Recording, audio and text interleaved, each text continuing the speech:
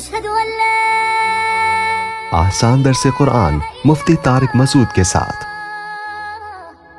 الحمدللہ نحمدہ ونصلی علی رسولہ الکریم۔ آج انشاءاللہ ہم 17واں اور 18واں پارہ پڑھیں گے، اس کی منتخب آیات۔ 17ویں پارے کی جو پہلی صورت ہے سورہ انبیاء ہے۔ اس میں اللہ تعالیٰ نے فرمایا کہ ہم نے جتنے بھی پیغمبر بھیجے ہیں مرد ہی بھیجے ہیں، کیونکہ مشرکین یہ کہتے تھے کہ یہ پیغمبر کھاتے پیتے کیوں ہیں، یہ نکاح بھی کرتے ہیں، یہ بازاروں میں خریداری بھی کرتے ہیں۔ یعنی ان کا کانسیپٹ یہ تھا کہ کوئی عجیب و غریب مخلوق ہونی چاہیے، جیسے آج کل ہمارے ہاں بزرگوں کا ایک عجیب سا کانسیپٹ بن گیا ہے کہ بزرگ کوئی خلائی مخلوق ہوتا ہے، جو نارمل لائف گزار رہا ہو اسے لوگ بزرگ ماننے کے لیے تیار نہیں ہوتے۔ کوئی بزرگ ہوں جو آلو پیاز ٹماٹر خود خریدتے ہوں، انڈے گھر کے لیے لے کر آ رہے ہوں، ٹھیک ہے نا، تو لوگ ان کو بزرگ مانتے ہیں، کہتے ہیں تو بزرگ ہی نہیں ہو سکتے۔ تو جو بیچارہ ٹماٹر بیچ رہا ہوگا وہ پھر بزرگ کیسے بن سکتا ہے؟ تو اسلام میں بزرگ بننے کے لیے نارمل لائف سے ہٹنا ضروری نہیں ہے۔ ٹماٹر بیچنے والا بھی بزرگ ہو سکتا ہے، رکشہ چلانے والا بھی ہو سکتا ہے، ایک ڈاکٹر بھی ہو سکتا ہے، ایک سائنٹسٹ بھی ہو سکتا ہے، اور ایک عالم بھی ہو سکتا ہے۔ بزرگ کی ڈیفینیشن ہے الذین آمنوا وکانوا یتقون، سورہ یوسف میں، کہ اولیاء اللہ وہ ہوتے ہیں جو ایمان لائے اور گناہوں سے بچ گئے۔ تو عقیدہ درست کر لیں اور فرائض واجبات پورے کر لیں اور گناہوں سے بچ جائیں تو بس سب بزرگ بن جائیں گے۔ فرمایا وما جعلناہم جسدا لا یاکلون الطعام، ہم نے کسی پیغمبر کا ایسا جسم نہیں بنایا کہ وہ کھانا ہی نہ کھاتے ہوں۔ سب انسان تھے تو کھانے کی بھی ضرورت سب کو پڑتی تھی۔ تو یہ سورت کے شروع کا مضمون ہے۔ اسی میں اللہ نے ایک بات بتائی کہ لو کان فیہما آلہۃ الا اللہ لفسدتا، عقل سے کام لو، اگر اللہ کے علاوہ بھی خدا ہوتے، معبود ہوتے، تو زمین کا نظام اور آسمان کا نظام تباہ ہو جاتا۔ ایک ملک میں دو بادشاہ نہیں چل سکتے، ایک ملک میں دو وزیر اعظم نہیں چل سکتے، دو صدر نہیں چل سکتے، دو چیف آف آرمی اسٹاف نہیں چل سکتے، تو اس کائنات میں دو بادشاہ کیسے ہو سکتے ہیں؟ تو ایسے سارے کلی اختیارات کس کے پاس ہیں؟ اللہ کے پاس ہیں۔ اور اللہ نے یہ بھی فرمایا وما جعلنا لبشر من قبلک الخلد، اے نبی ہم نے آپ سے پہلے کسی بشر کو ہمیشہ کے لیے پیدا نہیں کیا، تو لہذا آپ پر بھی موت واقع ہوگی، لیکن یہ ذہن میں رہے کہ یہ بھی ہمیشہ نہیں رہیں گے۔ سب نے مرنا ہے، سب نے دنیا سے جانا ہے، تو سب نے آخرت میں حساب دینا ہے۔ تو یہ جو بیہودہ الزامات آپ پہ لگاتے ہیں کہ کھاتے ہیں، یہ کیسے بشر ہیں جو بیمار بھی ہوتے ہیں، اور اس وجہ سے آپ پر ایمان نہیں لاتے، تو مرنا انہوں نے بھی ہے۔ ان بیہودہ باتوں پر اللہ ان کو قیامت کے دن سزا دے گا، تو انہیں آپ کی موت کا نہیں اپنی موت کا سوچنا چاہیے اور اپنے بارے میں آخرت میں ڈرنا چاہیے۔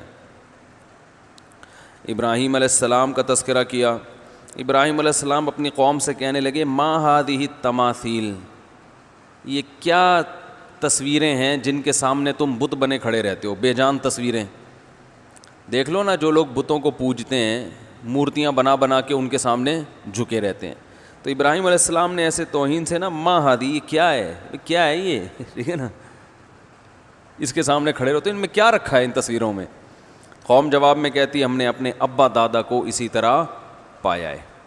تو انہوں نے فرمایا تم بھی، تمہارے ابا بھی اور دادا بھی، سارے باپ دادے گمراہی میں تھے، تو کچھ تو ہوش کے ناخن لو کہ وہ اگر بے عقلی کے راستے پر چل رہے تھے تو تم بھی کیا بے عقلی کے راستے پہ چلو گے؟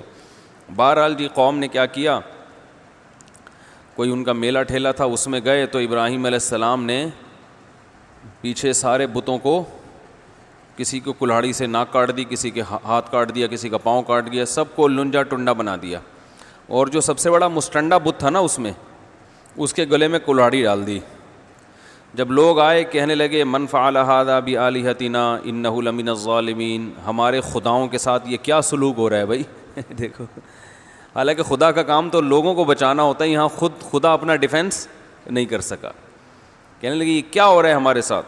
کسی نے کہا ابراہیم نہیں کیا ہوگا، ان کو بلایا گیا کہ کس نے کیا ہے؟ ابراہیم علیہ السلام نے کہا یہ جو بڑا ہے نا مستنڈا، اس نے کیا ہے۔ مطلب ان کو آر دلانا تھی کہ ظاہر ہے تم خود بھی مانتے ہو کہ یہ نہیں کر سکتا۔ تو جب یہ بیچارہ کر نہیں سکتا, کچھ بھی نہیں کر سکتا, اپنا دفاع نہیں کر سکتا, تو تم کیسے ان کی عبادت کرتے ہو؟ یہ اسے کہتے ہیں کہ یعنی کسی کو کوئی بات سمجھانی ہو نا تو ماحول کریٹ کرنا. ویسے ایک بات سمجھا دیں سمجھ میں نہیں آتی, ایک ماحول کریٹ کیا جاتا ہے. تبھی جو ورک شاپس ہوتی ہیں نا, مختلف ٹریننگز ہوتی ہیں, اس میں زیادہ اچھی طرح سے بات سمجھ میں آتی ہے, تو ماحول بنایا جاتا ہے. اسی سے یہ ڈرامے جو تاریخی بنائے جاتے ہیں, تو ڈرامے دیکھنا تو ہم جائز نہیں کہتے, اس میں بے حیائی بھی ہوتی ہے, مگر جو بنانے والے ہیں وہ کہتے ہیں کہ ایک ماحول جب کریٹ کیا جاتا ہے, ایک ماحول دکھایا جاتا ہے, اس سے تاریخ اور ہسٹری آپ کے دماغ میں زیادہ اچھی طرح سے بیٹھتی ہے. تو طیب اردگان نے ڈرامہ بنایا نا, ارطغرل, بڑا مشہور ڈرامہ چل رہا ہے, بہت دنیا دیکھ رہی ہے.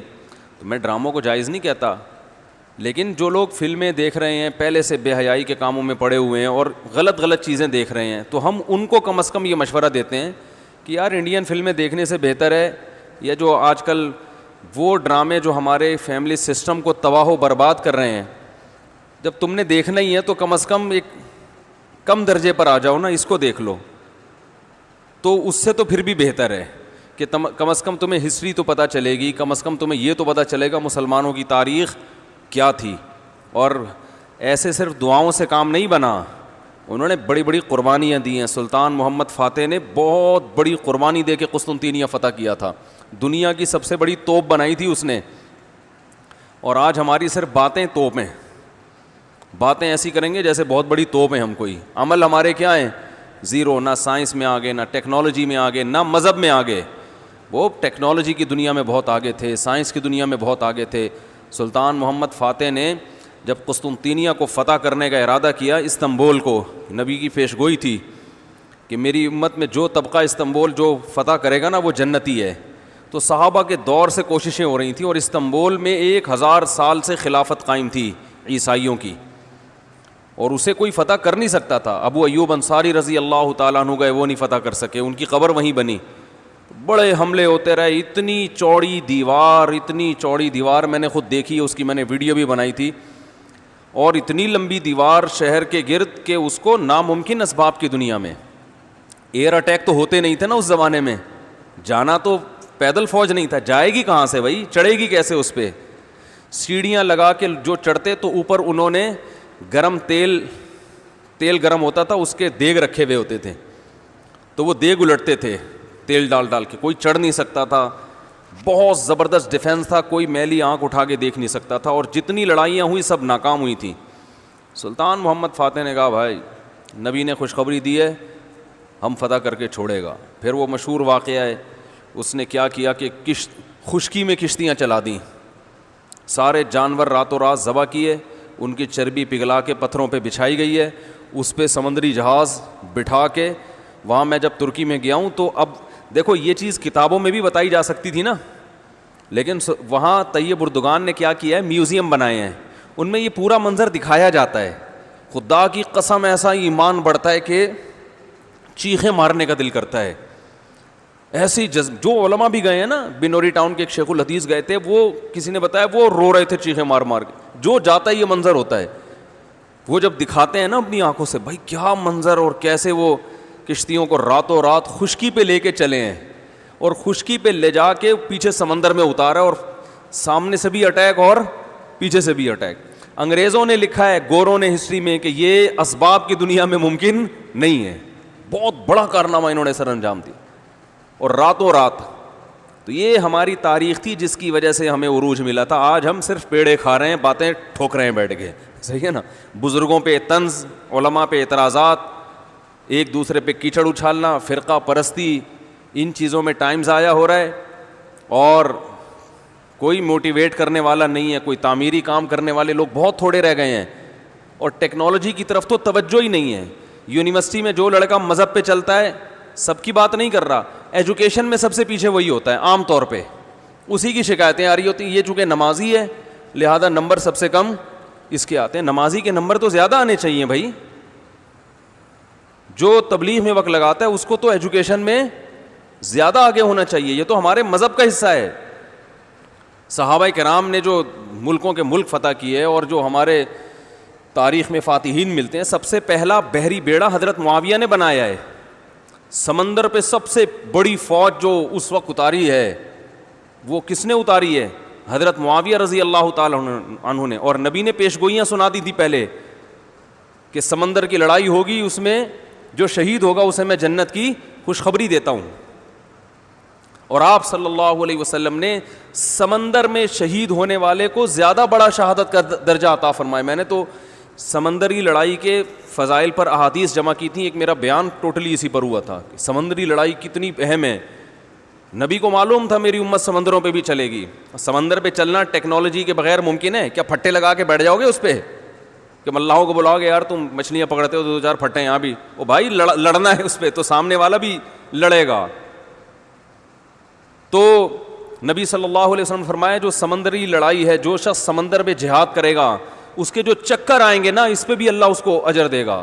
بڑی خوشخبری ہیں اس کے گناہوں کی معافی کی, کیونکہ آپ کو پتا تھا کہ امت جب تک سمندر پہ کو فتح نہیں کرے گی اور سمندر پہ سفر نہیں کرے گی یہ اس دنیا پہ حکومت نہیں کر سکتی. تو حضرت معاویہ نے جو پہلا بیڑا بنایا اس کے امیر کو امیر البحر کہتے تھے. بحر کہتے ہیں سمندر. یہ امیر البحر کی ٹرم یہ انگلش میں منتقل ہوئی ہے جس کو ایڈمرل کہا جاتا ہے. بہت ساری فوجی اصطلاحات اور سائنسی اصطلاحات عربی سے انگلش میں ٹرانسفر ہوئی ہیں, عربی سے انگلش میں گئی ہیں. آج میڈیکل سائنس میں بہت سے الفاظ ایسے ہیں جو عربی سے انگلش, مسلمان سائنسدانوں کے تھے وہ, لیکن اب دیکھو حال کیا بنا دیا. ایک نمبر کے سست نمازیوں کی حالت تو دیکھ لو جا کے.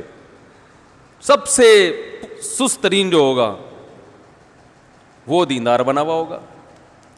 سب کی بات نہیں کر رہا, ڈاکٹروں میں ہم نے بڑے اچھے دیندار دیکھے ہیں, سائنسدانوں میں, ایٹمی سائنسدانوں میں تو دیندار زیادہ ہیں الحمدللہ, لیکن میجورٹی کی بات کر رہا ہوں کہ پتہ نہیں کہ ہمارے ذہن میں یہ کچھ ایسا کسی نے, شیطان نے بات ڈال دی ہے کہ ہم نے صرف جو ہے ایک طرف کو فوکس کیا ہوا ہے, دوسری طرف کو ہم نے بالکل نظر انداز کر دیا ہے. تو بھائی جس طرح سے دین کی تعلیم انتہائی ضروری ہے, اس کی کوئی اس کی اہمیت کی کمی کا انکار نہیں کر سکتا. انگریز جو تباہ ہو گئے نا, فیملی سسٹم تباہ ہو گیا, زنا معاشرے میں پھیل گیا, والدین اولڈ ہوم میں, وہ وجہ کیا؟ مذہب نہیں ہے نا, مذہبی تعلیم نہیں ہے. لیکن ہم جو معاشی لحاظ سے تباہ ہو گئے اور ترقی میں پیچھے رہ گئے, وجہ کیا ہے؟ مادے پہ محنت نہیں کی ہے. تو دونوں محنتیں ضروری ہیں. داؤد علیہ السلام کو روحانی ترقی بھی ملی اور اللہ نے آپ کے ہاتھ میں لوہا بھی پگھلایا. کیوں پگھلایا؟ تاکہ لڑیں, کیونکہ صرف نمازوں سے لڑائی ممکن نہیں ہے. ذکر کرتے تھے نا داؤد علیہ السلام, چاروں طرف سے پرندے جمع ہو جاتے تھے, ایسی خوبصورت آواز میں تلاوت کرتے تھے, ذکر کرتے تھے. وَالطَّيْرَ مَحْشُورَةً كُلٌّ لَهُ أَوَّابٌ, قرآن کہہ رہے پرندے, اور یا جبالُ أَوِّبِي مَعَهُ وَالطَّيْرُ, جب اللہ کا ذکر کر رہے ہیں پہاڑوں سے بھی لا الہ الا اللہ کی آوازیں آتی. یہ ذکر تھا, لڑنے کے لیے یہ نہیں ہے کہ اے داؤد ہم نے آپ کو ذکر بھی دیا اور آپ جو ہے روزے بھی رکھتے ہیں اور تہجد بھی پڑھتے ہیں, لہذا اب آپ کو تو اسلحہ بنانے کی ضرورت نہیں ہے, ویسے ہی فتح ہو جائے گی ایمان کی طاقت سے.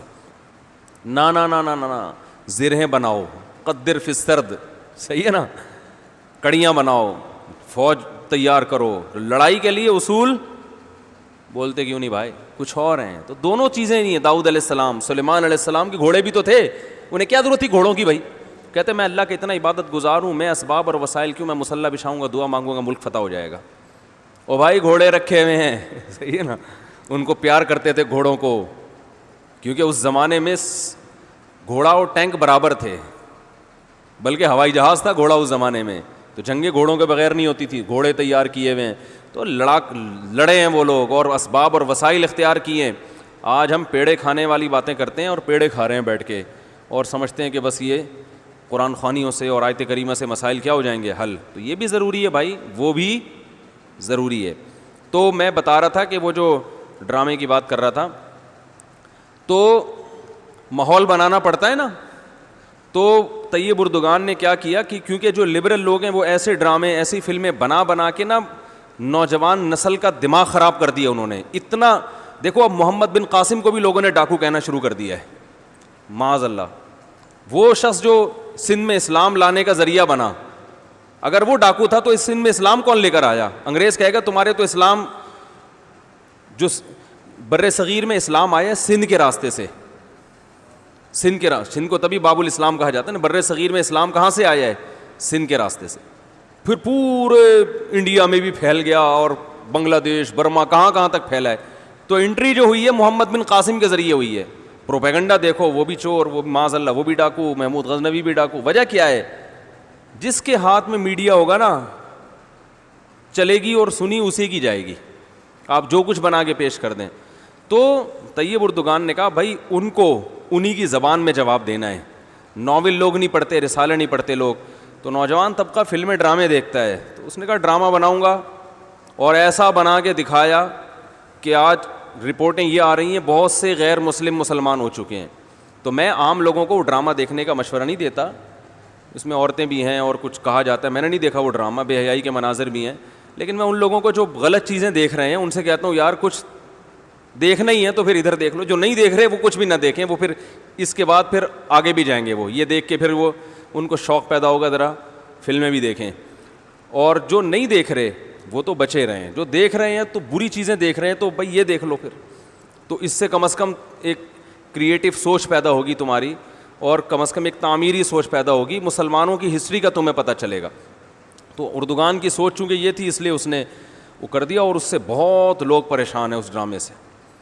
یعنی اس سے جو اسلام دشمن قوتیں پوری دنیا میں پابندی لگانے کی کوشش میں لگی ہوئی ہیں. ابن تیمیہ رحمہ اللہ کا قول ہے نا، تمہیں باطل کی پہچان نہ ہو نا کہ حق کیا ہے اور باطل کیا ہے، تو دیکھ لو باطل کے تیروں کا رخ کس طرف ہے. سارے باطل جس کے پیچھے پڑے ہوئے ہو نا، سمجھ لو یہ کیا ہے؟ حق ہے. تو ان کو پتہ ہے اس کا اثر کیا پڑ رہا ہے. تو ماحول جو کریٹ کیا جاتا ہے، ماحول ایک قائم کیا جاتا ہے، اس سے جو لیسن ملتا ہے وہ ویسے زبانی سمجھانے سے نہیں ملتا. تو ابراہیم علیہ السلام سمجھاتے رہے، باز آ جاؤ، قوم باز نہیں آئی. تو ابراہیم علیہ السلام نے ایک ماحول کریٹ کیا، بتوں کو مستنڈا بنا کے کاٹ پیٹ کے. وہ بڑا والا جو بت تھا نا، سب سے بڑا مستنڈا نہیں بنایا، ٹنڈا بنایا. بڑا والا تو پہلے سے مستنڈا تھا. اس مستنڈا پتہ ہے کیسے کہتے ہیں؟ ٹھیک. اب یہ کراچی کی لغت ہے، پتہ نہیں باہر والے سمجھتے نہیں سمجھتے. ایک صاحب نے مجھے کہا یہ ہٹو بچوں کسے کہتے ہیں، بار بار پوچھ رہے تھے. اور میں نے کہا بچوں کا معنی بچوں، ہٹو کا معنی ہٹو. تو کہنا تو بچوں ہٹو کہاں، بچے تو ہیں نہیں جو آپ ان کو ہٹا رہے تھے وہاں. میں نے کہا اس کے لیے آپ آؤ کچھ دن W11 میں بیٹھو، کراچی میں رہو کچھ دن، تو ہٹو بچوں انشاءاللہ. پھر کراچی سے جاؤ گے تو بولو گے کراچی ہٹو بچوں ہے. ٹھیک ہے، خود بخود بولو گے آپ، یہ لفظ کا مطلب سمجھ میں آ جائے گا آپ کے. تو وہ جو بڑا والا تھا نا، جو سب سے مستنڈا تھا، اس کے گلے میں کلہاڑا لٹکا دیا. لوگ پوچھ رہے ہیں بھائی یہ کس نے کیا؟ بولا اس نے کیا ہے. تو انہوں نے کہا یہ تو بول نہیں سکتا، یہ کیسے بتائے گا؟ تو جب انہوں نے خود کہا کہ یہ تو لقد علمت ما هؤلاء ينطقون، اے ابراہیم تجھے پتہ یہ بول نہیں سکتے، اب موقع مل گیا. ارے افل لکم، تم تباہ ہو جاؤ، برباد ہو جاؤ. جو کمبخت بول نہیں سکتا، اپنی صفائی میں ایک لفظ نہیں بیان کر سکتا، اپنا دفاع نہیں کر سکتا، تم اس کو پوجتے ہو. تو قرآن کہہ رہا ہے اس موقع پر ان کو شرمندگی ہوئی، اس موقع پر جو ہے نا یہ ایک دم ان کو احساس ہوا. فرجعوا الی انفسہم قالوا انکم انتم الظالمون، تم تو بڑے ہی ظالم ہو. اپنے آپ کو کہنے لگے.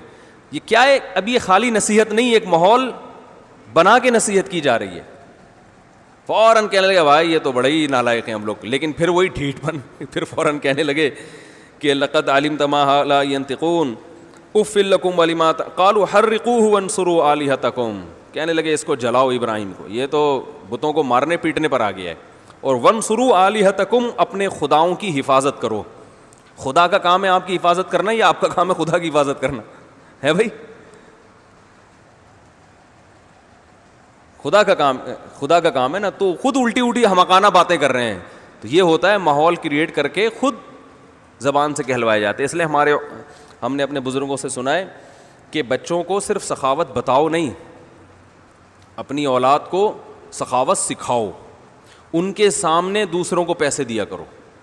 باپ کو چاہیے اپنے بچوں کے سامنے اپنی بہنوں پہ خرچ کرے. اس سے آپ کا بیٹا یہ سیکھے گا کہ جب میں بڑا ہو جاؤں گا تو مجھے بھی اپنی بہنوں کا خیال.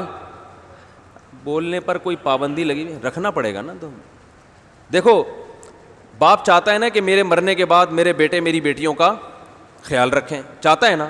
تو بس وہ خالی پیلی کی نصیحتیں معذرت کے ساتھ پھینک رہا ہوتا ہے. کہنا تو نہیں چاہیے ابا کے لیے ایسا لفظ، لیکن بچے یہ سمجھ رہے ہوتے ہیں خالی پیلی کی نصیحتیں.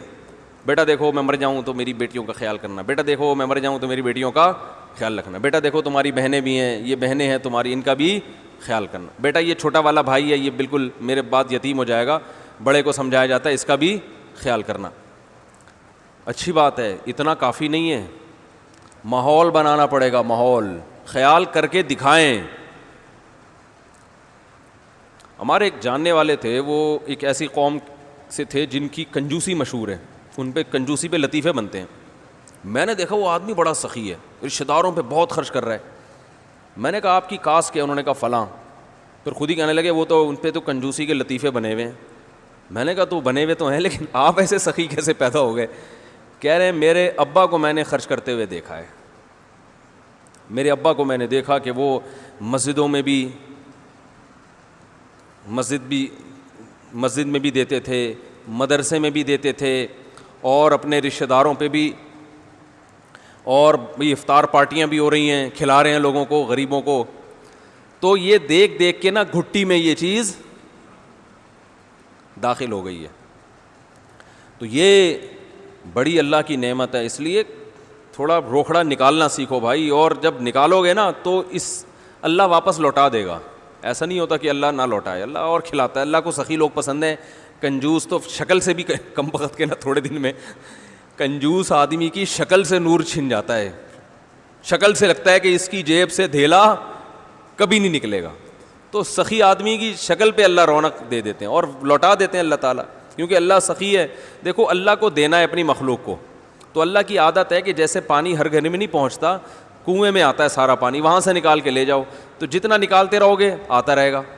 نکالنا بند کر دو گے اور کنواں کنجوسی کرے کہ میں ڈول نہیں نکالنے دوں گا, میں تو 6 فٹ رہ گیا ہوں خالی پانی مجھ میں, تو 6 فٹ پانی میں اگر وہ کیلکولیشن کرے کہ 6 فٹ پانی میں اتنے گیلن نکال لیے تو ہم تو سوکھ گئے, تو یہ کیلکولیشن تو ٹھیک ہوگی مگر نتیجہ اس کا غلط ہی نکلے گا.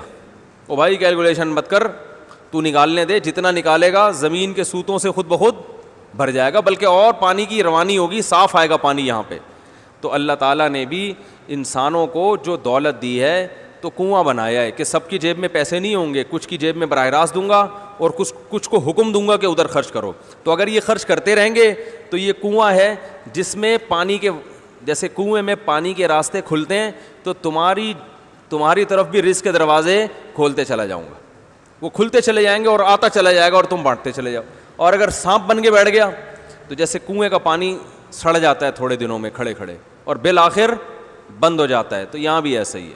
لیکن لوگوں کو اس سے کوئی غرض نہیں کرے, بند ہو جائے, سڑ جائے, پینٹ میں پیسے رکھے سڑ جائیں, کرونا آ جائے اس میں, ٹھیک ہے نا, خرچ نہیں کرنا ہم نے.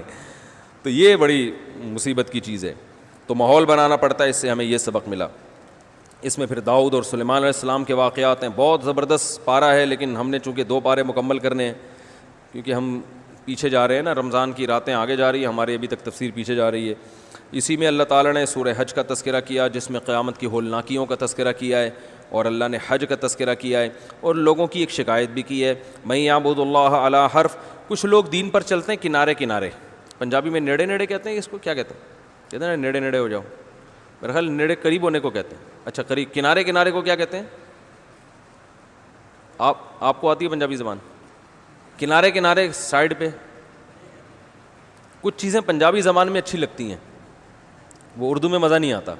اب جیسے کوئی قریب نہ آ رہا ہو نا تو ذرا نیڑے نیڑے ہو جاؤ تو ذرا اچھا سا لگتا ہے, وہ نہیں بھی ہو رہا ہوگا تو ہو جائے گا وہ, ٹھیک ہے نا. تو پنجاب میں ہم تھے تو وہاں لکھا ہوا تھا الیکشن میں اے کی رولہ پی گیا تے چودھری سٹا لے گیا. الیکشن جیت گئے تھے کوئی چودھری صاحب, تو کسی نے لکھا ہوا تھا اے کی رولہ پی گیا چودھری سٹا لے گیا. تو ابھی اردو میں لکھتے تو مزہ آتا, یہ کیا مصیبت ہو گئی ہے کہ چودھری صاحب الیکشن جیت گئے, مزہ آتا. تو وہ مزہ اسی میں آ رہا تھا, اے کی رولہ پہ گیا چودھری سٹا لے گیا. تو ہر زبان کا اپنا ایک حسن ہوتا ہے نا, ہر چیز ہر زبان میں اچھی نہیں لگتی. اچھا بھائی, میں یعبد اللہ علی حرف, اللہ فرماتے ہیں کچھ لوگ اللہ کی عبادت کرتے ہیں کنارے پہ کھڑے ہو کے. اگر ان کو اسلام پہ چلنے میں فائدہ پہنچ رہا ہے تو چلتے رہیں گے, اسلام پہ چلنے میں نقصان ہو رہا ہے تو سائڈ پہ ہو گئے. جیسے آپ کنارے کنارے پہ چلتے ہیں نا, روڈ کے کنارے کیوں چلتے ہیں بھائی؟ آگے سے گاڑی آئی تو ادھر ہو جائیں گے, نہیں آئی تو ادھر روڈ کے کنارے پہ ہی چل لیں گے. تو وہ آپشن رکھتے ہیں. تو اللہ فرماتے ہیں اسلام آپشنل نہیں ہے کہ فائدہ ہو رہا ہے تو اسلام پہ چلنا ہے, فائدہ نہیں ہو رہا تو اسلام کو چھوڑ دینا ہے. آپ کی خواہشات کے مطابق اسلام احکام دے تو بھی چلنا ہے, اسلام آپ کی خواہشات کے اگینسٹ جا رہا ہے تو بھی چلنا ہے. تو بہت سی چیزوں میں اسلام ہماری خواہشات کے اگینسٹ جا رہا ہوتا ہے, لیکن ہم نے چلنا ہے اس پہ. اور الحمدللہ بہت سے لوگ چلتے ہیں. خاتون کا فون آیا امریکہ سے کہ میرے شوہر کا انتقال ہو گیا اور والدہ اس وقت زندہ تھیں. اب شوہر کے انتقال کے بعد والدہ کا بھی انتقال ہوا, یعنی شوہر کی والدہ کا. تو شوہر کی والدہ کی بہت ساری وراثت ہے اور میرے دیور بھی زندہ ہیں, تو کیا میرے بچوں کا اس وراثت میں حصہ ہوگا؟ وہ کیس کرنے جا رہی تھیں کہ بھائی میرے میاں کا حصہ کس کو ملے گا, مجھے اور میرے بچوں کو. تو وہ کیس کر رہی تھی. پاکستان کے قانون میں ہے کہ پوتے کو وراثت ملتی ہے, لیکن اسلام میں نہیں ہے. اسلام میں یہ ہے کہ اگر بیٹے زندہ ہیں تو جس بیٹے کا ماں کی زندگی میں یا باپ کی زندگی میں انتقال ہو گیا اس کی وراثت ختم. جب اس کی ختم تو اس کے بیٹے اور بیوی کی طرف بھی ٹرانسفر نہیں ہوگی. تو میں نے ان سے کہا آپ یہ کیس نہیں کر سکتی. پاکستانی لاء میں تو ہو جائے گا, آپ کو پیسہ مل جائے گا, مگر آپ کے لیے حلال نہیں ہوگا. جج کے کہنے سے بھی آپ کے لیے حلال نہیں ہوگا, کیونکہ اللہ نے وراثت کا قانون بیان کر دیا قرآن میں. اس پوری امت کا اجماع ہے اس قانون کی روشنی میں کہ جب حقیقی بیٹے موجود ہیں تو پھر پوتوں کی طرف وراثت نہیں جائے گی. اور جو بیٹا باپ کی زندگی میں یا ماں کی زندگی میں فوت ہو جاتا ہے یا بیٹی فوت ہو جائے, اس کا حق شریعت میں ساقط ہو جاتا ہے. حق اسی کا ہوتا ہے جو باپ یا ماں کے دنیا سے جانے کے بعد جائے گا, اس کا حصہ رہتا ہے. جو باپ یا ماں کے دنیا سے جانے کے بعد جائے گا اس کا حصہ رہتا ہے, پھر اس کا حصہ مرنے کے بعد اس کے وارثوں میں چلا جاتا ہے. زندگی میں فوت ہو گیا پھر نہیں ملتا. تو فوراً مان گئیں. انہوں نے کہا ٹھیک ہے, اگرچہ وہ امریکہ کے قانون میں یا پاکستان کے قانون میں کیس کر سکتی تھیں لیکن انہوں نے نہیں کی. میں نے کہا اچھا الحمدللہ ایسے لوگ بھی ہیں کہ اللہ کا حکم ان کی خواہشات کے خلاف بھی جائے تو وہ اس کو فالو کرتے ہیں. تو اس کے بعد جو ہے آدھا گھنٹہ ہونے میں, اچھا ابھی تو ہے ٹائم, اللہ تعالیٰ نے حج کا تذکرہ کیا اس میں کہ ابراہیم علیہ السلام نے ایک بیابان زمین میں اعلان کیا تھا, اذن فی الناس بالحج. اللہ نے کہا کہ لوگوں میں اعلان کر دیں, یاتوک رجالا. لوگ جس وقت اعلان کر رہے تھے گھاس کا تنکا بھی نہیں تھا, کوئی بھی نہیں تھا وہاں پہ, بالکل سینکڑوں میل دور زمین کا ایک ایسا ریگستان جہاں کوئی جانا پسند نہیں کرتا, نہ کوئی خوشنما باغات, نہ کوئی خوبصورت آبشاریں, چشمے. اللہ نے کہا ابراہیم اعلان کر دو اور میں آپ کو خوشخبری دے رہا ہوں, ایسا اس گھر کو دیکھنے کے لیے لوگ آئیں گے, یاتوک رجالا, پیدل بھی آئیں گے, وعلی کل ضامر یاتین من کل فج عمیق, اونٹوں پر بھی آئیں گے اور ہر گھاٹی کو طے کر کے آئیں گے. وہ دن اور آج کا دن پوری دنیا پہ جب ایام حج آتے ہیں کیسے لوگ سفر کرتے ہیں نا. اب تو جہازوں کا دور ہے, پہلے پیدل بھی جاتے تھے, ہلاک ہو جاتے تھے راستے میں. آپ کو پتہ ہے دنیا کے بہت سارے ممالک حاجیوں سے آباد ہوئے ہیں. پہلے زمانے میں سمندری سفر کے لیے نکلے, ہوائیں طوفان آ گیا, وہ سمندری جہاز اٹھا کے کسی اور ساحل پہ لے جا دیا. اب اتنی دور زمین پہ جا کے رہ گئے, بس گئے کہ نہ وہاں سے اپنے ملک واپس آ سکتے ہیں نہ حج کرنے جا سکتے ہیں. تو وہیں ایک نئی نسل آباد ہو گئی, ملک آباد ہو گئے وہاں پہ. کئی آبادیاں دنیا میں اس طرح وجود میں آئی ہیں.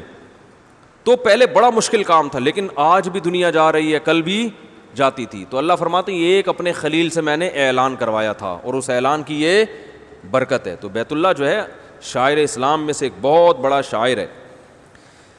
اسی کے بعد سورہ 18واں پارہ ہے, چونکہ اس میں بہت اہم احکام ہیں وہ لازمی بیان کرنے. اللہ تعالیٰ نے پہلے سورہ مومنون ذکر کی, اس میں اللہ تعالیٰ نے اہل جنت کی علامات بیان کی ہیں. اہل جنت کی علامت ہے کہ اپنی نمازوں میں خشوع پیدا کرتے ہیں, ٹانگیں چوڑی کرتے ہیں یا پتلی کرتے ہیں, زور سے آمین کہتے ہیں, آہستہ آمین کہتے ہیں, امام کے وجہ فاتحہ پڑھتے ہیں نہیں پڑھتے. اللہ نے فرمایا ایسے بیسک جو ان کی صفت ہے, نمازیں کیا ہوتی ہیں, دل لگا کے پڑھتے ہیں. جیسے میں نے کل بتایا تھا نا بیان میں ڈیٹیل سے کہ صحابہ کی نمازوں میں بڑا اختلاف تھا, لیکن خشوع و خضوع سب میں تھا. کھڑے ہو جاتے تھے تو کھڑے ہو جاتے تھے, ایسے لمبے لمبے قیام. آج ہماری نمازوں میں فنٹر گیری بہت ہے. ہر آدمی کو بخاری کی حدیثیں نمبر کے ساتھ یاد ہیں, تیری نماز نہیں ہو رہی, تو نے زیادہ ٹانگیں چوڑی کی, بخاری صفحہ نمبر فلاں یاد کیا ہوا ہے رٹا لگا کے سب کچھ, اور تو نے ٹانگیں چوڑی نہیں کی ہوئی ہیں تو بخاری میں تو آتا ہے ٹانگیں چوڑی کرنے, وہ آتا نہیں ہے, میں ایک مثال دے رہا ہوں. ہر آدمی وہ رفع الیدین وہ فلانی اتنی 856 حدیثیں ہیں رفع الیدین پر. پھینکنے میں گورنمنٹ کی طرف سے کوئی پابندی ہے نہیں. اتنی حدیثیں سینکڑوں, وہ کیا کہ ترک رفع الیدین کی حدیث, وہ رفع الیدین کی حدیث, وہ ہاتھ ایک پھڈے بازی. اور میں جو کہہ رہا ہوں وہ صحیح ہے, باقی سارے 100% غلط. یہ فنڈر گیری بہت ہے. ایک ایک رپورٹ ہوگی اس کے پاس. نماز میں خشوع, نماز میں بھی یہ سوچ رہا ہوگا, نماز میں بھی کیا کر رہا ہوگا کہ ساتھ والے کی نماز کو کیسے قرآن و حدیث کی روشنی میں غلط قرار دینا ہے. ٹھیک ہے نا, یہ والا جو پڑھ رہا ہے نا میری طرح نہیں پڑھ رہا, تو اب نماز کے بعد اس کو حوالہ دکھانا ہے. تو اللہ نے فرمایا لے جنت کی علامت ہے فی صلاتہم خاشعون, نمازوں میں کیا کرتے ہیں؟ خشوع پیدا کرتے ہیں, لغویات سے اعراض کرتے ہیں. ہم للزکاۃ فاعلون, غریبوں پہ خرچ کرتے ہیں. لفروجہم حافظون, اپنی شرمگاہ کی حفاظت کرتے ہیں.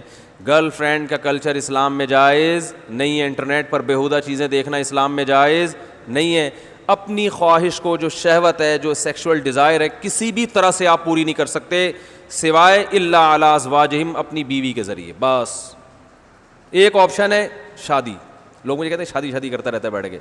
بات یہ کہ آپ شادی کے علاوہ دنیا کا ہر کام کر رہے ہو. آپ نہیں, یعنی آپ کے علاوہ کی بات کر رہا ہوں. کلپ بنا دو گے نا, پھر ہم سب کو بولا اس نے, معافی مانگے, جیسے مولانا طارق جمیل صاحب کے ساتھ کیا. تو آپ کا مطلب آپ تھوڑی ہوتا ہے, آپ کے علاوہ کی بات کر رہا ہوں میں.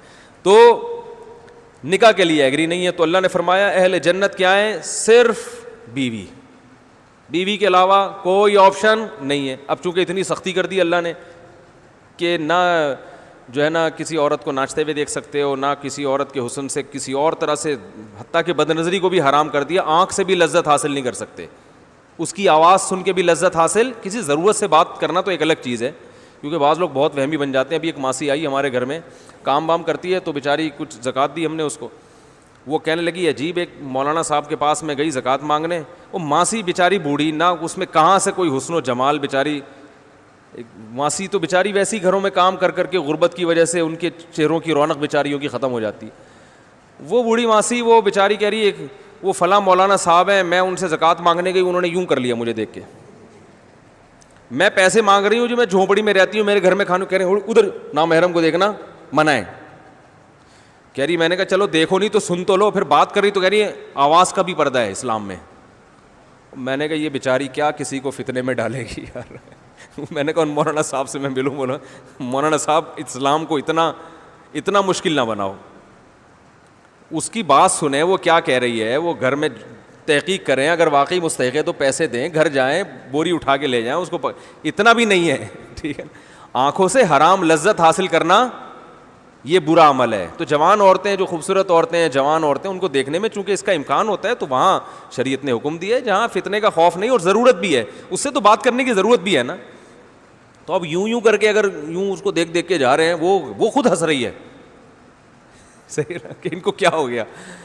تو یہ نہیں ہے, یہ کچھ مسالہ. یہ جونپور کے قاضی ہیں, بہت عرصہ ہو گیا جونپور کا قاضی نہیں سنایا. سنا دوں, نئے نئے لوگ بھی آ رہے ہیں نا, بعض دفعہ مسالہ زیادہ لگ جاتا ہے, ٹھیک ہے. تو وہ ایک چھوڑو یار, کئی دفعہ سنا چکا ہوں, پرانے لوگ بور ہو جائیں گے. آپ نئے آئے ہیں مجھے لگ رہا ہے, آپ بالکل سنا دیتا ہوں. آپ نے کبھی سنا جونپور کا قاضی؟ نہیں سنا آپ نے, سنا دیتے ہیں. وہ ایک آدمی جو تھا نا قاری صاحب, اپنا گدھا, وہ قاری صاحب جو تھے نا, ایک دیہاتی کسی قاری صاحب کے پاس بیٹھا ہوا تھا. تو قاری صاحب نے اپنے شاگرد کو کہا تو گدھا تھا, میں نے تجھے انسان بنایا ہے. مطلب تھا تو بالکل نالائق تھا, میں نے تربیت کی, تجھے قرآن پڑھایا اور تجھے انسان بنا دیا. تو کمبخت تو گدھا تھا, میں نے تجھے انسان بنایا. تو قاری صاحب نے کہا یار یہ گدھے کو انسان بھی بنا دیتے ہیں. وہ سمجھ رہے ہیں سچی مچی کا گدھے کو انسان بنایا. تو وہ دیہاتی قاری صاحب کے پاس آئے کہ قاری صاحب واقعی یہ گدھا تھا جس کو آپ نے انسان بنایا؟ اب قاری صاحب کو کھیلنے کا موقع مل گیا. قاری صاحب نے کہا ہاں یہ اس سے پوچھو, یہ گدھا تھا, میں نے اس کو کیا بنایا؟ انسان. تو دیہاتی کہنے لگا کہ میرے پاس بھی ایک گدھا ہے, آپ اس کو بھی انسان بنا دیں گے؟ قاری صاحب نے کہا چلو تھوڑی سی تفریح آ رہی ہے, لے آؤ بھائی. وہ گدھا اٹھا کے لے آیا. قاری صاحب پھنس گئے, کیا کروں بھائی اس گدھے کا میں. انہوں نے ایک چالاکی چلی. قاری صاحب نے کہا اصل میں مسالہ لگانا پڑتا ہے گدھے کو نا, انسان والا, تو مسالہ لگا رہے گا, آہستہ آہستہ وہ کنورٹ ہو جائے گا کس میں؟ انسان. تو مسالے میں کم از کم 3 دن لگتے ہیں, تو اسے میرے پاس چھوڑ جاؤ, میں مسالہ لگا کے رکھوں گا, 3-4 دنوں میں یہ کیا بن جائے گا؟ آپ تو انسان ہو نا, بولو بھائی انسان ہو. تو 3-4 دنوں کے بعد جب وہ آیا تو کہاں سے قاری صاحب اس کو انسان بنا کے دیتے. قاری صاحب نے ٹوپی کرا دی. قاری صاحب نے بولا وہ اصل میں مجھ سے مسالہ لگ گیا ہے زیادہ, اس کی وجہ سے وہ عام انسانوں کے بجائے کچھ اعلیٰ قسم کا انسان بن گیا ہے. مسالہ غلطی سے مجھ سے لگ گیا ہے زیادہ. تو اب وہ جون پور کا جج بن گیا ہے, قاضی, بہت اعلیٰ گریڈ کا بن گیا نا, اونچے گریڈ, نارمل انسان نہیں, اب وہ جون پور کا بن گیا ہے قاضی. تو یہ جو جون پور کے جج ہیں نا, اصل میں تمہارے گدھے ہیں جن کو میں نے کیا بنایا تھا, انسان بنایا. مسالہ غلطی سے زیادہ لگ گیا, آئی ایم سوری. ٹھیک ہے نا. تو وہ دیہاتی چلا گیا جون پور کے قاضی کے پاس. وہ قاضی صاحب بیٹھے ہوئے ہیں, مقدموں کی سماعت کر رہے ہیں, تو کہتا ہے ہوش ہوش, ایسے بلا رہے ہیں نا ان کو. تو وہ جج بول رہا ہے کیا ہو گیا بھائی تجھے؟ پھر گھاس لے کر آیا نا, ایسے دور سے گھاس دکھا رہا ہے, ہوش ہوش. تو اس نے بلا کے 2 تھپڑ لگائے, بولے تیرے دماغ خراب ہو گیا, کر کیا رہا ہے؟ اللہ نے فرمایا کہ اپنی خواہش, دیکھو آنکھ بھی زنا کرتی ہے, حدیث میں آتا ہے, کان بھی زنا کرتے ہیں, زبان بھی, لڑکیوں سے لذت کے ساتھ باتیں کرنا, چسکے لے کے جیسے ہوتا ہے, تو یہ سب حرام ہے. تو اللہ نے فرمایا کہ سوائے اپنی بیوی. تو اللہ نے ایک ہی راستہ رکھا, اس لیے بالغ ہوتے ہی کیا کر لیا کرو بھائی, شادی کر لیا کرو. ٹھیک ہے نا. ہمارے ایک دوست جرمنی میں, ان سے ایک انگریز نے پوچھا, 35 سال ان کی عمر, انگریز نے پوچھا تمہاری شادی ہو گئی؟ اس نے کہا نہیں. کہنے لگا کوئی گرل فرینڈ ہے؟ کہہ رہے نہیں. کہہ رہے پھر کیا کسی اور ٹائپ کے ہو؟ ٹائپ سمجھتے ہیں نا, مطلب یہ کہ آدمیوں میں انٹرسٹڈ ہو. کہہ رہا نہیں بھائی اللہ کی پناہ یار. کہہ رہا ہے پھر کیا مطلب, 35 سال کے ہو گئے, یہ ابھی اپنی ڈیزائر پوری کیسے کرتے ہو؟ کہہ رہے کرتے ہی نہیں. کہہ رہا تمہارا دماغ, انگریز کہہ رہا تمہارا دماغ تو نہیں خراب ہے کہیں, تم پاگل تو نہیں ہو, یعنی کون سے کلچر سے اٹھ کے آئے ہو؟ وہ حیران ہو رہا تھا کہ یہ پاگل ہے کیا ہے. یہ واقعی صحیح کہہ رہا تھا, حقیقت واقعی صحیح کہہ رہا تھا انگریز. تو وہ اپنے لحاظ سے تو صحیح کہہ رہا تھا نا وہ. تو اسلام نے ہمیں ایسے پاگل پنے کی اجازت نہیں دی ہے کہ بالغ ہو گئے, مرد بن گئے, عورت کی طرف اٹریکشن بھی ہے, تو 35 سال کے ہو گئے جو ہے نا وہ خواہش کو کچل ہی رہے ہو.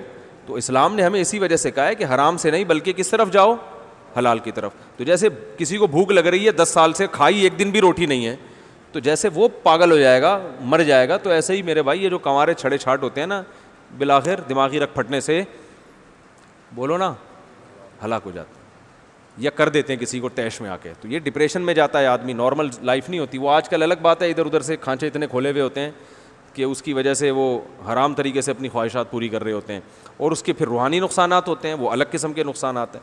تو دونوں میں نقصان ہے. تو صحیح راستہ صرف ایک ہی ہے, بالغ ہوتے ہی کیا کرو بھائی, نکاح کرو. اس میں اللہ نے مدد کا وعدہ کیا. تو اللہ نے اہل جنت کی یہ صفات بیان کی ہیں. اور اسی صورت میں سورہ نور ہے, بس میں اس کے احکام جلیلی بیان کر دوں. سورہ نور میں اللہ نے فرمایا زنا کرنے والی عورت اور زنا کرنے والے مرد کو چوک میں کھڑا کر کے 100 کوڑے مارو. سمجھ رہے ہیں؟ حضرت مفتی تقی عثمانی صاحب نے بیان کیا تھا نا کہ امام حنیفہ کو وضو کے پانی سے گناہ دھلتے ہوئے نظر آتے ہیں. اس پہ ایک صاحب نے مذاق اڑایا تھا کہ اللہ تو ستار ہے, اللہ تو گناہوں پہ پردہ ڈالتا ہے, تو زانی کو چوک پہ کھڑا کر کے مارنے کا اللہ نے حکم کیوں دیا؟ پردہ ڈالنے کا یہ مطلب نہیں ہے. جب اللہ کی حکمت ہوتی ہے تو اللہ پردہ اٹھا بھی دیتا ہے. تو زانی کے بارے میں حکم دیا کہ چوک پہ کھڑا کر کے بولو نا بھائی 100 کوڑے مارو. اور حدیث میں آتا ہے, متواتر حدیث ہے, کہ شادی شدہ مرد اور عورت اگر زنا کرے تو زمین میں گاڑ کے پتھروں سے مار کے ہلاک کرو. پوری امت کا اجماعی عقیدہ ہے, اس میں دوسری رائے نہیں ہو سکتی. جو دوسری رائے رکھتا ہے وہ گمراہ ہے. پوری امت کا اجماعی, اور اجماع جو ہے وہ دلیل قطعی ہے. اجماع کا انکار یہ گمراہی ہے, کیونکہ اجماع سے قرآن کا قرآن ہونا ثابت ہے. تو اجماع کبھی غلط بات پہ نہیں ہو سکتا. تو اتنا بڑا جرم ہے اسلام میں زنا کرنا. پھر اللہ نے یہاں یہ بھی بیان کیا کہ جس پہلے زمانے میں لوگ اپنی بیویوں پہ تہمتیں لگا دیتے تھے, یہ زنا ہے, یہ میرا بچہ نہیں ہے, بچہ پیدا ہوا نا میرا نہیں ہے, تو اسلام نے اس دروازے کو بھی بند کیا. کہ حدیث میں آتا ہے الولد للفراش وللعاہر الحجر, کہ جس کے گھر میں بچہ پیدا ہوگا نا تو بچہ اسی کا ہے بس. اب اس میں یہ شک کہ وہ شکل ان کی وسیم سے مل رہی ہے, پاؤں اس کے ستار سے مل رہے ہیں. وہ ایک آدمی بڑا ایک قوم کا لطیفہ ہے, لیکن قوموں کے لطیفے سنانے سے نقصان ہوتا ہے نا. غیر مسلم قوم ہے لیکن چھوڑو, غیر مسلم کا بھی قوم کا مذاق کیوں اڑائے انسان. بہرحال ایک آدمی تھا, ان کی قوم میں کلچر تھا, ان کی عورتیں پاک دامن نہیں ہوتی تھیں, تو ان کے بچہ پیدا ہوا 10واں, تو فاحشہ عورت تھی, بچہ جب پیدا ہوا 10واں تو وہ 9 سے بالکل الگ تھا, باقی 9 بچوں سے بالکل الگ تھا. تو بچے کے باپ کو شبہ ہوا کہ پتہ نہیں یہ والا میرا ہے یا نہیں ہے, لیکن بیوی سے پوچھے گا تو ظاہر لڑائی ہوگی. تو مرنے لگا, جس دن موت کا وقت تھا تو بیوی سے کہا کہ اب تو بتا دے یہ کس کا ہے, کیونکہ یہ باقی 9 سے بالکل الگ تھلگ ہے, اب تو میں مر رہا ہوں, تیرا کیا بگاڑ سکتا ہوں. بیوی نے کہا صرف یہی تمہارا ہے, باقی سارے یہ اس لیے 9 سے الگ تھلگ ہے کہ سچی مچی کا تمہارا صرف. بولو بھائی, یہ تو جس کلچر میں یہ ہو, یہ جو گرل فرینڈ بوائے فرینڈ کا کلچر آ رہا ہے نا, اللہ نہ کرے کل یہی ہوگا, اور یہ ہونا شروع ہو گیا ہے. برائی کو بیان کرنا اچھا کام نہیں ہے, اس سے برائی اور پھیلتی ہے, لیکن بعض دفعہ بتانا پڑتا ہے کہ بھائی اس گرل فرینڈ بوائے فرینڈ کے کلچر کو ختم کرو, اس سے بڑی تباہی ہے. میں آپ کو بتاؤں, یہی میرے پاس لوگ آئے ہیں کہ بچہ پیدا ہو رہا ہے, شوہر کو شک ہے کہ پتہ نہیں کس کا ہے یہ اب ہمارے کلچر میں بھی شروع ہو گئی یہ چیزیں, کیونکہ شادی سے پہلے اتنی لڑکی کی بوائے فرینڈ بن چکے ہوتے ہیں کہ مرد کو, اگر مرد میں ذرا سی بھی کوئی کمزوری ہے نا, کوئی عیب ہے, تو مرد کو شبہ ہوتا ہے کہ میری بیگم کہیں کسی اور کے پاس نہ جائے. جن کے یہاں گرل فرینڈ, ہر ایک کا نہیں ہے الحمدللہ, خیر غالب ہے, گرل فرینڈ بوائے فرینڈ کا کلچر جس معاشرے میں ہوتا ہے نا, وہاں یہ سسٹم شروع ہو جاتا ہے. تو بھائی, اور پھر سب فحش فلمیں دیکھ رہے ہیں, سب کا مطلب بہت بڑی تعداد میں دیکھی جا رہی ہیں, تو آپ کیسے یہ کہہ سکتے ہو کہ جو ہے وہ معاشرے میں جو ہے نا وہ بے حیائی نہیں پھیل رہی. تو وہ آہستہ آہستہ میاں بیوی کا اعتماد ختم ہو رہا ہے. پہلے لوگ 3-3 سال گھر سے باہر ہیں, ان کو پتہ ہے بیوی کے بارے میں, اعتماد ہے بھائی کہیں نہیں جائے گی. عورت کو شوہر پر اعتماد ہے, بھائی 3 سال بھی امریکہ میں رہ کر آئے گا, ہمیں پتہ ہے یہ کہیں اور نہیں جائے گا. لیکن اب میں نہیں کہہ رہا ختم ہوا نہیں ہے, آپ گھروں میں شک کرنے نہ شروع کر دیں, لیکن ہو رہا ہے, کیسز آنا شروع ہو گئے, اچھے اچھے لوگوں کے کیس آ رہے ہیں. ہم سے تو ہر آدمی اپنے دل کی بات کر لیتا ہے مشورہ لینے کے لیے. اچھے اچھے گھرانوں میں کیس آ رہے ہیں کہ مرد کو اب شبہات ہو رہے ہیں, پتہ نہیں کس کا بچہ ہے یہ. تو یہ بہت خطرناک بات ہے بھائی. گرل فرینڈ بوائے فرینڈ کے سسٹم کو کیا کرو, ختم. بیٹی کے بالغ ہوتے ہی شادی کر دو, کیونکہ اس میں ڈیزائرز تو ہیں. نیچر سے کب تک لڑو گے میرے بھائی؟ لڑکی کا دل چاہتا ہے کہ لڑکے سے دوستی لگائے, یہ دل کی چاہت ہے, یہ چاہت غلط نہیں ہے. لڑکے کا دل چاہے گا کہ میری کوئی گرل فرینڈ ہو, یہ چاہت غلط نہیں ہے. یہ چاہت کو حلال میں تبدیل کر دو. بچی بالغ ہوئی ہے, اس کو بولو بھائی جو تمہیں پسند ہے بتاؤ, شادی کر دیں گے تمہاری, نکاح کر لے. اس کا شوہر ہے, وہی بوائے فرینڈ ہے, وہی اس کا شوہر ہے, خوش ہو جائے گی. بے حیا بننے سے پہلے اس کو حلال تسکین مل جائے گی, تو غلط کی طرف نہیں. انسان بائی نیچر غلط تھوڑی ہے. او بھائی, چوری کی روٹی کا کسی کا دل نہیں چاہتا. چوری پہلی دفعہ اسی لیے کرے گا جب حلال روٹی نہیں ہوگی. پھر جب ایک دفعہ چوری کی روٹی منہ کو لگ گئی, پھر حلال ملے گی بھی تو نہیں کھایا. وہ جو چرا کے کھانے کا مزہ تھا وہ حلال میں نہیں آ رہا. تو یہ ہوتا ہے. اس لیے بچہ بالغ ہوا, بچی بالغ ہوئی, فوراً اور کر کے دیکھو کچھ بھی نہیں ہوگا. لوگ کہتے ہیں اتنی سی بچی کا نکاح کر دیا, ہائے ہائے کیسی کیسی باتیں کر رہے ہیں مولانا صاحب, ہائے ہائے سسرال والے تو کھا جائیں گے اس کو. او بھائی کر کے دیکھو یار, ہم نے تو کی اپنے رشتہ داروں میں, الحمدللہ کامیاب زندگی گزار رہی ہیں, بچیاں بھی بچے بھی سب خوش ہیں. ایسے ایسے فیملیز میں جاتا ہوں, بچہ والے ہوا, کان سے پکڑ کے شادی کرا دی اس کی. باپ اپنے خرچے پہ کرا دیتا ہے, کوئی بات نہیں یار میری بہو ہے, جہاں میں نے اتنی بیٹیوں کو کھلایا ایک بہو کو بھی کھلا دوں گا میں, اور اللہ پھر برکت بھی دیتا ہے. بس باپ چاہتا ہے میری پینٹ میں جتنے پیسے میرے ہی ہیں, اپنے بیٹے کو نہیں دوں گا میں, ٹھیک ہے نا, نہ بیٹی کو دوں گا نہ بہو کو دوں گا. پھر یہی نتیجہ نکلتا ہے کہ پھر وہ بیٹا بھی نہیں خرچ کرتا باپ پر. او بھائی رشتہ داروں میں سب کی آمدن, بولو بھائی, سب کے لیے, سب مل جل کے کھائیں. پٹھانوں میں دیکھو کیا ہوتا ہے کوئٹہ میں, اور ادھر بڑا بھائی اپنے چھوٹے بھائیوں کی شادیاں اپنے خرچے پہ کر رہا ہوتا ہے. یہاں باپ نہیں کر رہا ہوتا,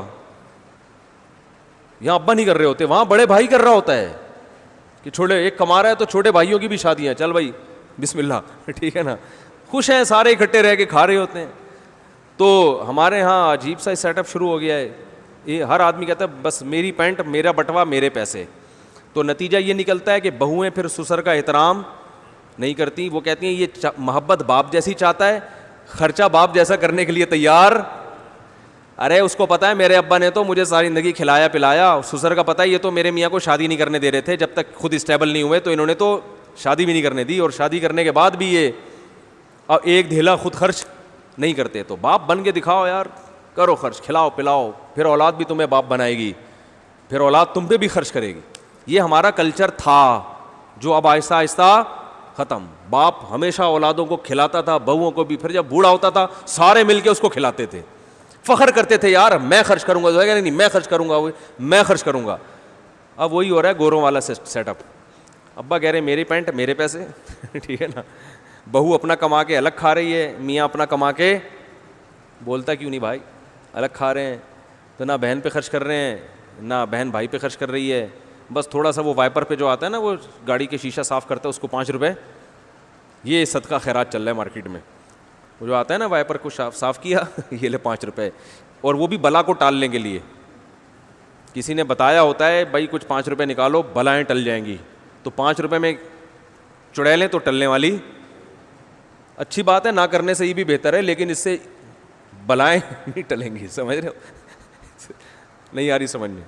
وہ ایک عورت کسی عامل کے پاس گئی کہ میری فلاں ڈاکٹر سے میری شادی کرا دو.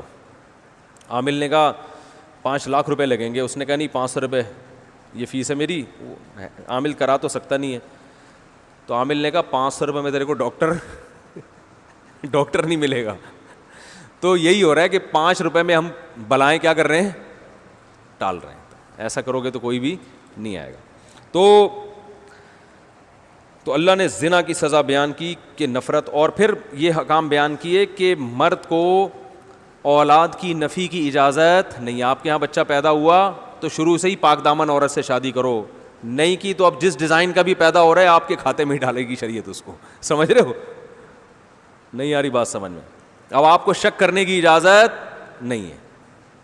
اگر آپ کو یقین ہے کہ اس نے زنا کیا ہے تو اسلام کہتا ہے کہ یا تو 4 گواہ لے کر آؤ, یا عدالت میں جا کے 5 قسمیں اٹھاؤ عدالت میں, اور یہ کہو کہ اگر میں جھوٹ بول رہا ہوں تو مجھ پہ اللہ کی لعنت.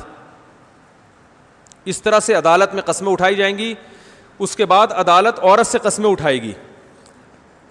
عورت اگر اقرار کر لے کہ میں نے زنا کیا ہے تو عورت کو رجم کر کے مارا جائے گا, اور بچہ پھر باپ کی طرف منسوب نہیں کیا جائے گا, وہ ولد الزنا بچہ کہلائے گا جس کا باپ نہیں ہوتا بیچارے کا.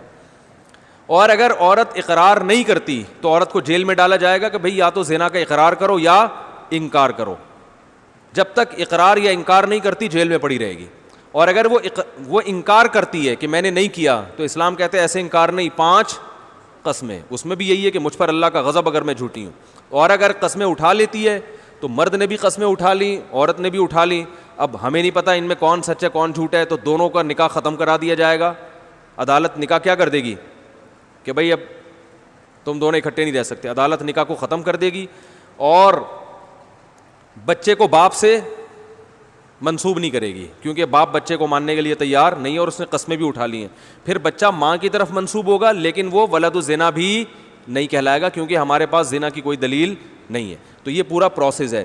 اب علماء یہ کہتے ہیں کہ آج عدالتوں میں یہ لعان والا عمل نہیں ہوتا, لہذا آج اگر کسی کی عورت زنا کر کے بچہ لاتی ہے, اس کی بیوی ہے, تو آپ بچے کا انکار کر نہیں سکتے کیونکہ اسلام میں اس پروسیس سے گزرے بغیر انکار کی اجازت نہیں ہے, اور اس پروسیس پہ حکومت چلنے کے لیے تیار نہیں ہے. عدالتوں کو پتہ ہی نہیں لعان ہوتا کیا ہے.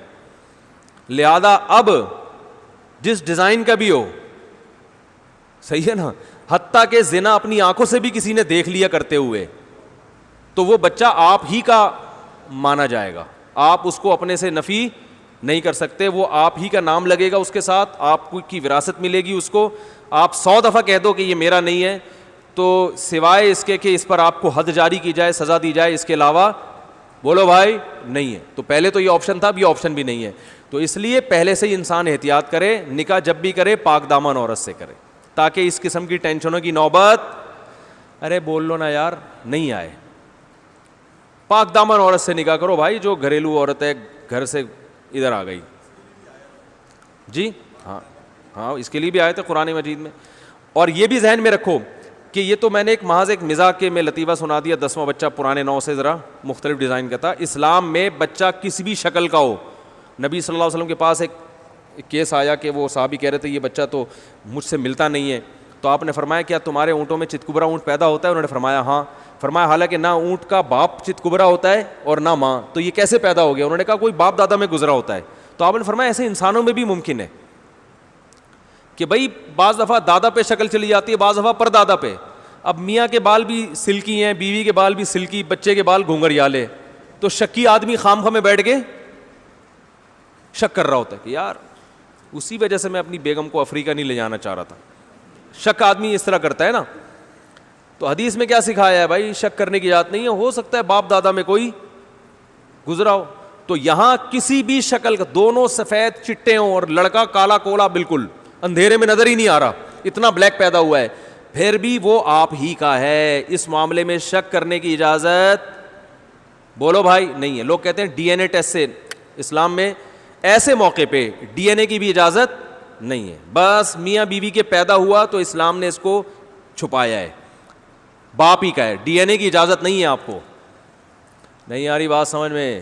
اگر ڈی این اے کی رپورٹ میں آ بھی گیا نا کہ کسی اور کا ہے تو پھر بھی وہ آپ ہی کا ہے. اسلام اکارڈنگ ٹو شریعہ اس کی اجازت نہیں ہے. اس میں حکمتیں ہیں, مصلحتیں ہیں, اس لیے کہ اسلام نے کہا بھائی زنا کی تہمت لگاؤ گے تو آسانی سے نہیں, کیونکہ یہ اگر کہہ دیا میرا نہیں ہے اس کا مطلب تمہاری بیوی نے زنا کیا ہے. بیوی نے زنا کا مطلب تم اس کو بدکار کہہ رہے ہو, بدکار کہہ رہے ہو تو پھر جاؤ عدالت میں جا کے 5 قسمیں اٹھاؤ. ایسے ہی نہیں کہہ سکتے کسی کو آپ. اور ہمارے یہاں دیکھو بات بات پہ زنا کے الزامات لگتے ہیں کہ نہیں لگتے. تو زنا کا الزام لگانا اسلام میں آسان کام نہیں ہے, اس لیے اپنی زبان کو لگام دیا کریں. بات بات پر وہ زانی ہے, وہ یوں ہے, وہ فلانا ہے, اس نے یہ کیا, تو بھائی اس پہ 4 گواہ ہونے چاہیے, نہیں تو الٹا شریعت کہتی ہے اس کو چترول لگاؤ اگر 4 گواہ نہیں ہے تو. ہو گیا بس, چلیں کافی ہے میرا خیال.